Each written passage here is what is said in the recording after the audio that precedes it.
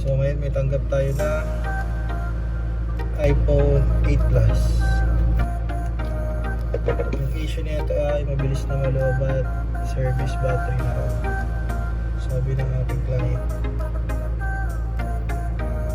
Tanong pala natin yung password.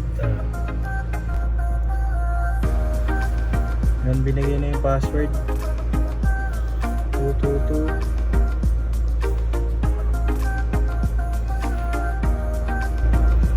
Yan, ang battery niya ay 64 lang. So bali meron na siyang pyesa guys, labor lang tayo rito. Yan, gawin na natin. Tara.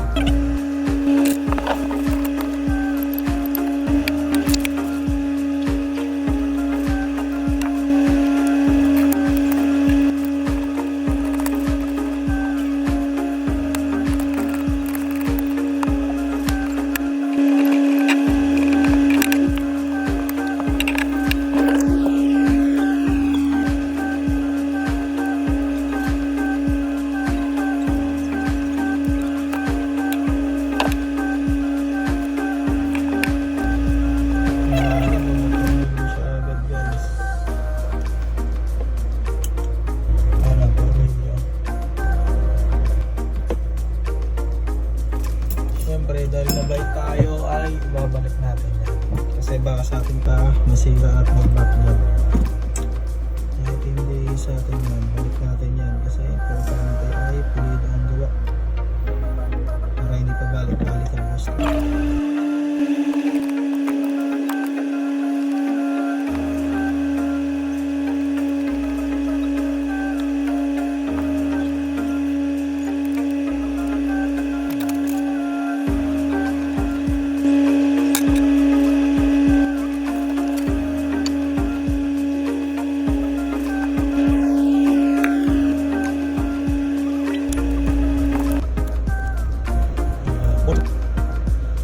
Purpose ng pag-atter natin para lumambot yung dikit. So yan, tanggal na yung kanyang original na battery, yung unang-una. Tapos ito ngayon yung dala-dala ni client, meron siyang dala-dala. Bago natin ilipat, syempre linisin muna natin.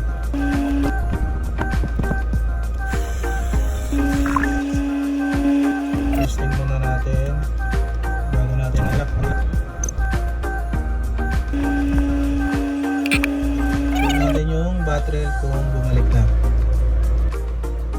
At kung makikita nyo naman, 100 na siya ulit. Kanina 61 something yata yun, so 100 na. So ngayon okay na yan, i-fix na natin.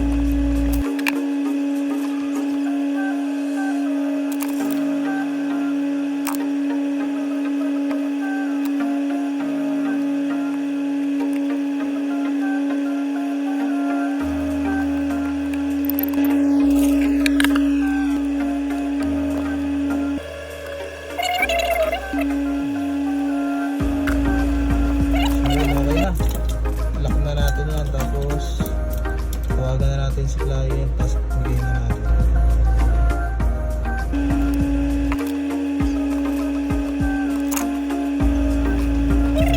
Yung battery health na, ito yung luma, bigay na natin yan, kumpara natin ang client natin.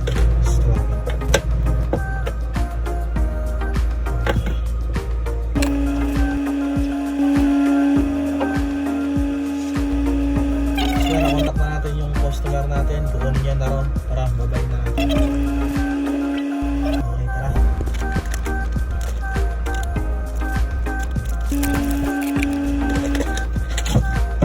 Pre, Ayos na. Maraming salamat po. oh, yung battery na luma. Ayos na. Salamat, Kuya Idol.